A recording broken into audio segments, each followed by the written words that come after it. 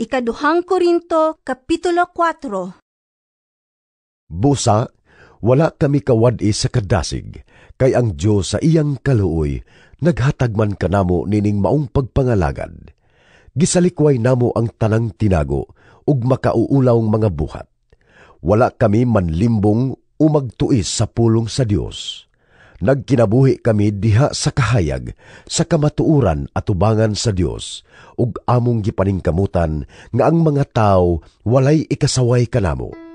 Kay kun wala hisabti ang maayong balita nga among giwali, ang wala makasabot niini, kadturang wala mga luwas.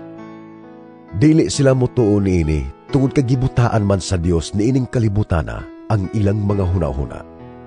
Busa, dili sila makakita sa kahayag sa maayong balita, mahitungod sa himaya ni Kristo, nga mao ang sibo nga dagway sa Dios.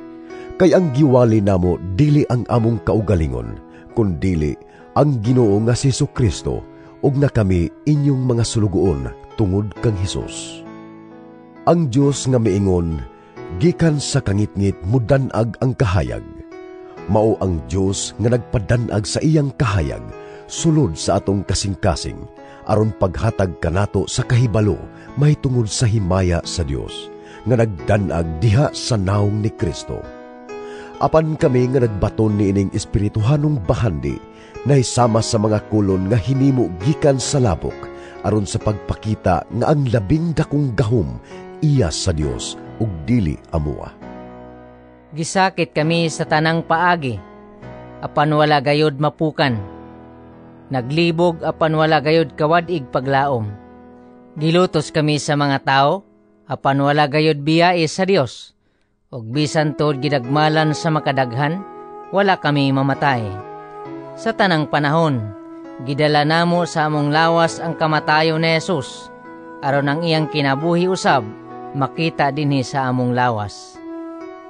Sa tibuok namong kinabuhi, kanunay kaming namiligro nga mamatay, tungod kang Hesus, aron makita ang iyang kinabuhi dinhi sa among lawas nga may kamatayon. Kini nagpasabot nga dinhi kanamo ang kamatayon mo'y naggahom, apan diha kaninyo mao'y naggahom ang kinabuhi. Ang kasulatan nag-ingon, misulti ako tungod kay mituo man ako. Sa samang diwa sa pagtuo, misulti usab kami tungod kay mituo man kami.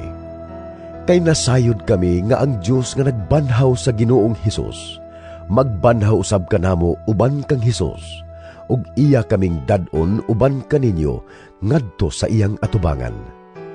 Gibuhat kining tanan alang kaninyo, ug sa mga kadaghan ang mga tao nga makadawat sa grasya sa Dios, mulabi kadaghan ang mga pag-ampo sa pasalamat alang sa himaya sa Dios. Tungod niini, wala gayud kami kawad-ig kadasig. Bisag nag-anam nagkahugo ang among lawas, ang among espiritu gilig-on na adlaw-adlaw. Ug kining gamay og lumalabay nga kalisdanan nga among giantos, naghatag kanamog labihan kadako ug walay katapusang himaya nga labaw kaayo kaysa mga kalisdanan. Kay wala kami magtan-aw sa mga butang nga makita, kundili sa mga butang nga dili makita. Kay ang mga butang nga makita, dili mulungtad ug dugay, apan ang mga butang nga dili makita, walay katapusan. Ikaduhang Korinto, Kapitulo 4. Busa, wala kami kawad-i sa kadasig, kay ang Diyos sa iyang kaluoy, naghatag man kanamo nining maong pagpangalagad. Gisalikway namo ang tanang tinago, ug makauulawng mga buhat. Wala kami manlimbong o magtuis sa pulong sa Dios. Nagkinabuhi kami diha sa kahayag, sa kamatuuran at ubangan sa Dios, ug among gipaningkamutan nga ang mga tao walay ikasaway kanamo. Kay kun wala hisabti ang maayong balita nga among giwali, ang wala makasabot niini, kadturang wala mga luwas. Dili sila motuo niini, tungod kagibutaan man sa Dios niining kalibutana ang ilang mga hunahuna. Busa, dili sila makakita sa kahayag sa maayong balita, mahitungod sa himaya ni Kristo, nga mao ang sibo nga dagway sa Dios. Kay ang giwali namo dili ang among kaugalingon, kundili ang Ginoo nga si Jesu-Kristo, ug na kami inyong mga sulugoon tungod kang Hesus. Ang Dios nga miingon, gikan sa kangitngit mudanag ang kahayag. Mao ang Dios nga nagpadanag sa iyang kahayag sulod sa atong kasing-kasing, aron paghatag kanato sa kahibalo mahitungod sa himaya sa Dios nga nagdanag diha sa naong ni Kristo. Apan kami nga nagbaton niining espirituhanong bahandi na isama sa mga kulon nga hinimo gikan sa labok, aron sa pagpakita nga ang labing dakong gahom iya sa Dios ug dili amuwa. Gisakit kami sa tanang paagi, apan wala gayod mapukan. Naglibog apan wala gayod kawadig paglaom. Gilutos kami sa mga tao, apan wala gayod biyae sa Dios. Og bisan tod gidagmalan sa makadaghan, wala kami mamatay. Sa tanang panahon, gidala namo sa among lawas ang kamatayon ni Jesus, aron ang iyang kinabuhi usab makita dinhi sa among lawas. Sa tibuok namong kinabuhi, kanunay kaming namiligro nga mamatay tungod kang Hesus, aron makita ang iyang kinabuhi dinhi sa among lawas nga may kamatayon. Kini nagpasabot nga dinhi kanamo ang kamatayon mo'y naggahom, apan diha kaninyo mao'y naggahom ang kinabuhi. Ang kasulatan nag-ingon, misulti ako tungod kay mituo man ako. Sa samang diwa sa pagtuo, misulti usab kami tungod kay mituo man kami. Kay nasayod kami nga ang Dios nga nagbanhaw sa Ginoong Hesus, magbanhaw usab kanamo uban kang Hesus, ug iya kaming dadon uban kaninyo ngadto sa iyang atubangan. Gibuhat kining tanan alang kaninyo, ug sa mga kadaghan ang mga tao nga makadawat sa grasya sa Dios, mulabi kadaghan ang mga pag-ampo sa pasalamat alang sa himaya sa Dios. Tungod niini, wala gayud kami kawadig kadasig. Bisag nag-anam nagkahugo ang among lawas, ang among espiritu gilig-on na adlaw-adlaw. Ug kining gamay og lumalabay nga kalisdanan nga among giantos, naghatag kanamog labihan kadako ug walay katapusang himaya nga labaw kaayo kaysa mga kalisdanan. Kay wala kami magtan-aw sa mga butang nga makita, kundili sa mga butang nga dili makita, kay ang mga butang nga makita dili mulungtad ug dugay, apan ang mga butang nga dili makita walay katapusan. Ikaduhang Korinto, Kapitulo 4. Busa, wala kami kawad-i sa kadasig, kay ang Dios sa iyang kaluoy naghatag man kanamo nining maong pagpangalagad. Gisalikway namo ang tanang tinago ug makauulawng mga buhat. Wala kami manlimbong o magtuis sa pulong sa Dios. Nagkinabuhi kami diha sa kahayag, sa kamatuuran at ubangan sa Dios, ug among gipaningkamutan nga ang mga tao walay ikasaway kanamo. Kay kun wala hisabti ang maayong balita nga among giwali, ang wala makasabot niini, kadturang wala mga luwas. Dili sila motuo niini, tungod kagibutaan man sa Dios niining kalibutana ang ilang mga hunahuna. Busa, dili sila makakita sa kahayag sa maayong balita, mahitungod sa himaya ni Kristo, nga mao ang sibo nga dagway sa Dios. Kay ang giwali namo dili ang among kaugalingon, kundili ang Ginoo nga si Jesu-Kristo, ug na kami inyong mga sulugoon tungod kang Hesus. Ang Dios nga miingon, gikan sa kangitngit mudanag ang kahayag. Mao ang Dios nga nagpadanag sa iyang kahayag sulod sa atong kasing-kasing, aron paghatag kanato sa kahibalo mahitungod sa himaya sa Dios nga nagdanag diha sa naong ni Kristo. Apan kami nga nagbaton niining espirituhanong bahandi na isama sa mga kulon nga hinimo gikan sa labok, aron sa pagpakita nga ang labing dakong gahom iya sa Dios ug dili amuwa. Gisakit kami sa tanang paagi, apan wala gayod mapukan. Naglibog apan wala gayod kawadig paglaom.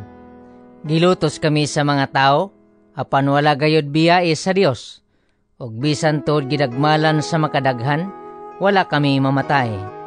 Sa tanang panahon, gidala namo sa among lawas ang kamatayon ni Jesus, aron ang iyang kinabuhi usab makita dinhi sa among lawas. Sa tibuok namong kinabuhi, kanunay kaming namiligro nga mamatay tungod kang Hesus, aron makita ang iyang kinabuhi dinhi sa among lawas nga may kamatayon. Kini nagpasabot nga dinhi kanamo ang kamatayon mo'y naggahom, apan diha kaninyo mao'y naggahom ang kinabuhi. Ang kasulatan nag-ingon, misulti ako tungod kay mituo man ako. Sa samang diwa sa pagtuo, misulti usab kami tungod kay mituo man kami. Kay nasayod kami nga ang Dios nga nagbanhaw sa Ginoong Hesus, magbanhaw usab kanamo uban kang Hesus, ug iya kaming dad-on uban kaninyo ngadto sa iyang atubangan. Gibuhat kining tanan alang kaninyo, ug sa mga kadaghan ang mga tao nga makadawat sa grasya sa Dios, mulabi kadaghan ang mga pag-ampo sa pasalamat alang sa himaya sa Dios. Tungod niini, wala gayud kami kawadig kadasig. Bisag nag-anam nagkahugo ang among lawas, ang among espiritu gilig-on na adlaw-adlaw. Ug kining gamay ug lumalabay nga kalisdanan nga among giantos, naghatag kanamog labihan kadako ug walay katapusang himaya nga labaw kaayo kaysa mga kalisdanan. Kay wala kami magtan-aw sa mga butang nga makita, kundili sa mga butang nga dili makita. Kay ang mga butang nga makita, dili mulungtad ug dugay, apan ang mga butang nga dili makita, walay katapusan. Ikaduhang Korinto, Kapitulo 4. Busa, wala kami kawad-i sa kadasig, kay ang Dios sa iyang kaluoy naghatag man kanamo nining maong pagpangalagad. Gisalikway namo ang tanang tinago ug makauulawng mga buhat. Wala kami manlimbong o magtuis sa pulong sa Dios. Nagkinabuhi kami diha sa kahayag, sa kamatuuran at ubangan sa Dios, ug among gipaningkamutan nga ang mga tao walay ikasaway kanamo. Kay kun wala hisabti ang maayong balita nga among giwali, ang wala makasabot niini, kadturang wala mga luwas. Dili sila motuo niini, tungod kagibutaan man sa Dios niining kalibutana ang ilang mga hunahuna. Busa, dili sila makakita sa kahayag sa maayong balita, mahitungod sa himaya ni Kristo, nga mao ang sibo nga dagway sa Dios.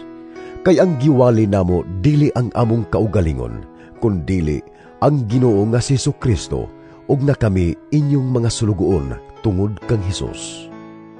Ang Dios nga miingon, gikan sa kangitngit mudanag ang kahayag. Mao ang Dios nga nagpadanag sa iyang kahayag sulod sa atong kasing-kasing, aron paghatag kanato sa kahibalo mahitungod sa himaya sa Dios nga nagdanag diha sa naong ni Kristo. Apan kami nga nagbaton niining espirituhanong bahandi na isama sa mga kulon nga hinimo gikan sa labok, aron sa pagpakita nga ang labing dakong gahom iya sa Dios ug dili amua. Gisakit kami sa tanang paagi, apan wala gayod mapukan. Naglibog apan wala gayod kawadig paglaom. Gilutos kami sa mga tao, apan wala gayod biyae sa Dios. Ug bisan tod gidagmalan sa makadaghan, wala kami mamatay. Sa tanang panahon, gidala namo sa among lawas ang kamatayon ni Jesus, aron ang iyang kinabuhi usab makita dinhi sa among lawas. Sa tibuok namong kinabuhi, kanunay kaming namiligro nga mamatay tungod kang Hesus, aron makita ang iyang kinabuhi dinhi sa among lawas nga may kamatayon. Kini nagpasabot nga dinhi kanamo ang kamatayon mo'y naggahom, apan diha kaninyo mao'y naggahom ang kinabuhi. Ang kasulatan nag-ingon, misulti ako tungod kay mituo man ako. Sa samang diwa sa pagtuo, misulti usab kami tungod kay mituo man kami. Kay nasayod kami nga ang Dios nga nagbanhaw sa Ginoong Hesus, magbanhaw usab kanamo uban kang Hesus, ug iya kaming dadon uban kaninyo ngadto sa iyang atubangan. Gibuhat kining tanan alang kaninyo, ug sa mga kadaghan ang mga tao nga makadawat sa grasya sa Dios. Mulabi kadaghan ang mga pag-ampo sa pasalamat alang sa himaya sa Dios. Tungod niini, wala gayud kami kawadig kadasig.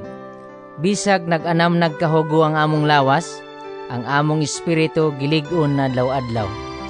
Ug kining gamay ug lumalabay nga kalisdanan nga among giantos, naghatag kanamog labihan kadako ug walay katapusang himaya nga labaw kaayo kaysa mga kalisdanan. Kay wala kami magtan-aw sa mga butang nga makita, kundili sa mga butang nga dili makita, kay ang mga butang nga makita dili mulungtad ug dugay, apan ang mga butang nga dili makita walay katapusan. Ikaduhang Korinto, Kapitulo 4. Busa, wala kami kawad-i sa kadasig, kay ang Dios sa iyang kaluoy naghatag man kanamo nining maong pagpangalagad. Gisalikway namo ang tanang tinago ug makauulawng mga buhat. Wala kami manlimbong o magtuis sa pulong sa Dios. Nagkinabuhi kami diha sa kahayag, sa kamatuuran at ubangan sa Dios, ug among gipaningkamutan nga ang mga tao walay ikasaway kanamo. Kay kun wala hisabti ang maayong balita nga among giwali, ang wala makasabot niini, kadturang wala mangaluwas.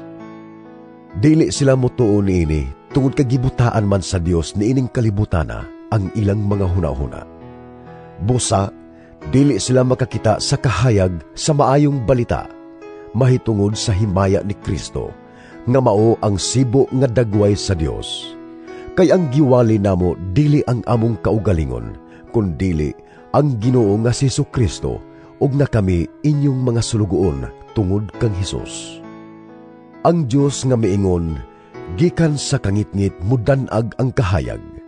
Mao ang Dios nga nagpadanag sa iyang kahayag sulod sa atong kasing-kasing, aron paghatag kanato sa kahibalo mahitungod sa himaya sa Dios nga nagdanag diha sa naong ni Kristo.